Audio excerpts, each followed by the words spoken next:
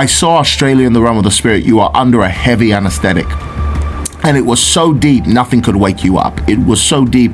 The sleep was so deep and so sweet. It reminded me of the time I was in Bradford, England, and Bradford had an earthquake, and I slept through the earthquake. And the Spirit of God says you slept through some earthquakes that were sent to awaken you, and you still stayed asleep.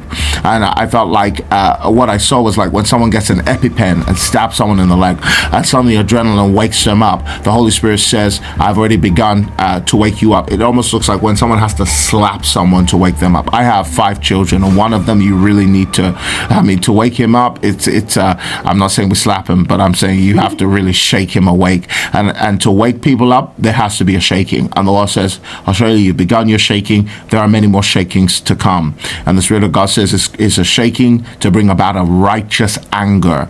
And I saw a Holy Spirit movement that has already begun the body of Christ to wake up. I actually saw stadium prayer, and I saw stadium revival returning to Australia. You were disappointed because of some scandals in your churches, but the Spirit of God says a stadium revival is coming, and it's a prayer that will bring about a tipping point and an overthrowing of a demonic power that has actually sat over the nation for too long, that has caused a spirit of slumber.